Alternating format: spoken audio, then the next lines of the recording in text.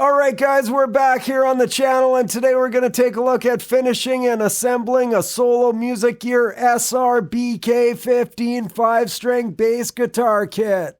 I'll leave a link in the description. The kit comes with everything you need to build your own bass guitar, and it's not bad quality, man. It's got a solid unfinished 4-piece ash body, maple neck, rosewood fingerboard, and all the pickups and knobs and everything else you need, man. I previously built a Les Paul kit from the Solo Music Gear company and it turned out really awesome, plus they're Canadian, so that's also super awesome. You can check out some of my other videos to see that Les Paul, man. Alright man, I just unboxed the kit and the first thing I'm checking here is how the neck fits into the body. Looks like a perfect fit, or close enough for me anyway. I also measured the bridge placement to ensure proper intonation and it looks perfect. Next up, we're moving on to finishing this body in a cool custom color, so stay tuned, it's gonna look awesome. Okay guys, so I'm starting to finish the body here by lightly sanding the body with sandpaper from 240 to 320. The manual does recommend to give it an initial sand to take off their sealer coat or whatever it's called. One cool thing about the kits from Solo Music Gear is the cardboard shipping box that they come in is perfect for using as a workshop during the build. I can work on the body in the box and then I organize the parts box to store the hardware and tools while I'm working on the build. Super cool, man. Alright, so I have some leftover Saman stain from my Les Paul kit build, so I'm going to use the colors I already have, which are dark blue and black. I also have some Saman clear coat that I'll be using at the end. I'll leave a link in the description for the stains I'm using. It's a good idea to start by putting some masking tape in the neck cavity so that the finish doesn't interfere with the neck fit up, especially the clear coat. Because I'm doing a very light sand here, I'm sanding it in the box on my kitchen table. Later on when I sand the stain, I'll be doing that outside in my garage, so make sure and stick around because this thing's starting to come along. Okay, once again, I'm using the cardboard box as a workspace and I lined it with a layer of wax paper while I'm staining the body. I screwed a small piece of 2x2 lumber into the neck pocket so that I can hold the body while I stain it.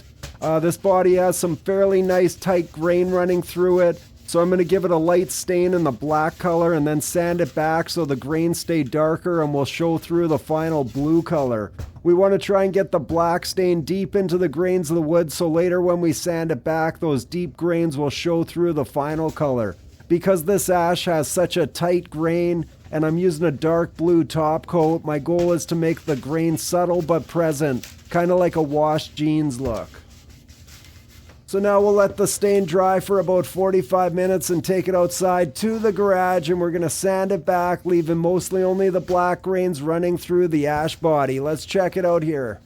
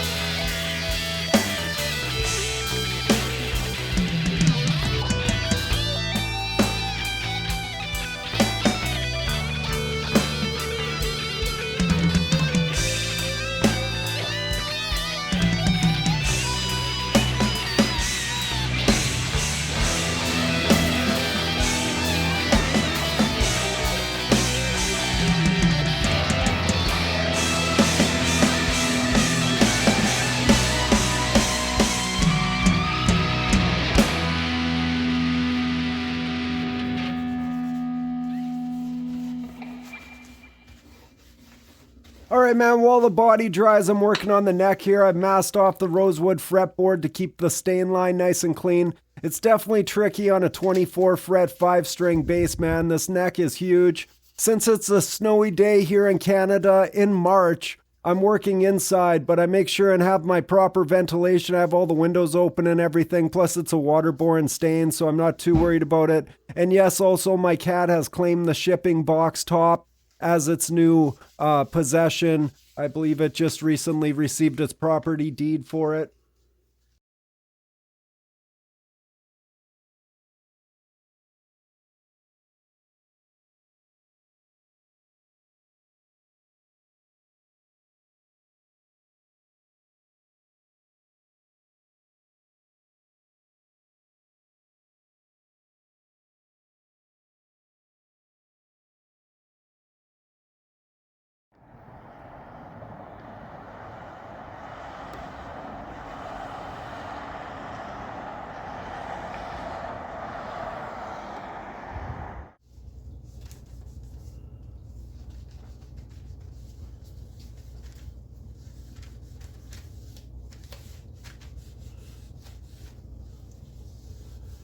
Alright, here I am out in the garage on a March day in Canada, sanding back the black stain to reveal the tight grain pattern on this ash body. I'm using a 240 grit sandpaper, and I'm also wiping down the body with a damp cloth followed by a dry one.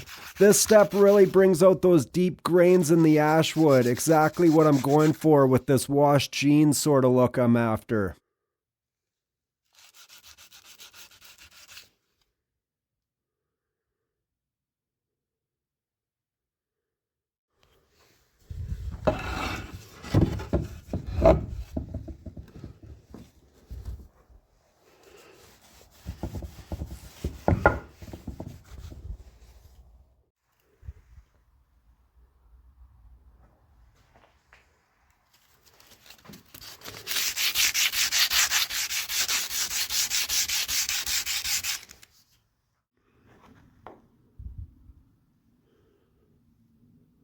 Alright, now that the black grain is exposed, I'm layering on the blue stain. The contrast is subtle, but it creates a stunning washed jeans effect, just like I wanted. You can customize the look by adjusting how much black you sand off before applying the blue, and also how much blue you apply. For this build, I want to put some extra blue on it because I want something kind of subtle, and I'm loving how this is turning out, man. So make sure and stick around because I think this 5-string bass is going to be awesome.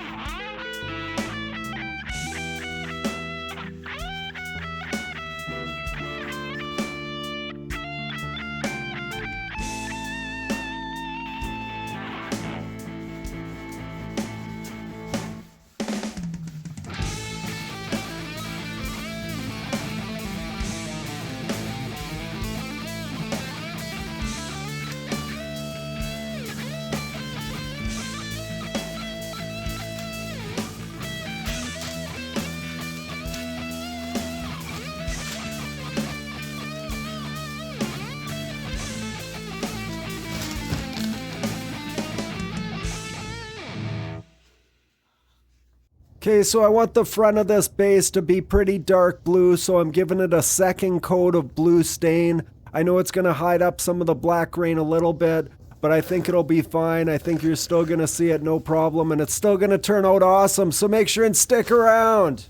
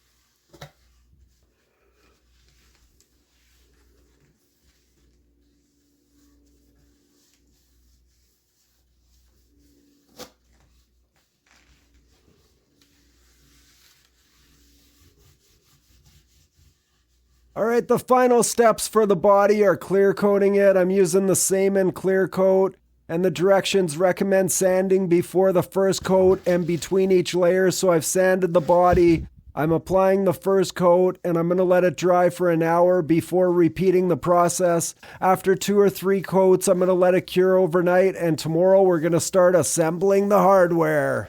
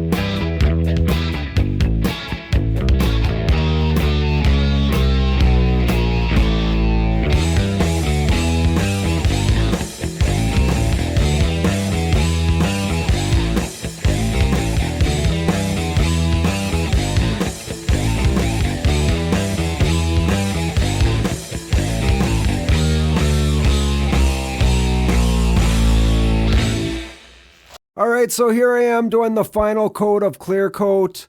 After I sanded it back with the 240 grit sandpaper, I'm also working on the neck a bit, mainly just the front of the headstock where I put a little star logo. It's starting to come along, man. It's really starting to look good, and I think this bass is going to sound awesome tomorrow once I put the pickups in and wire it up and put some strings on it, man.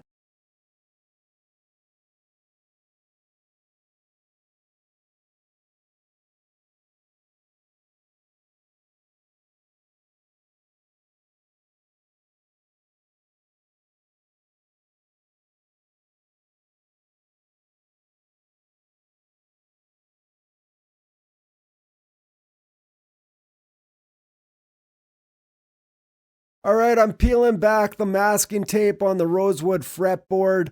I wanted a nice straight clean line between the blue stain and the rosewood. It's starting to look pretty good. If there's a couple spots I missed, I can touch them up later if I even want to. I want the neck to kind of have a worn look to it, but I also want the lines to be nice and straight.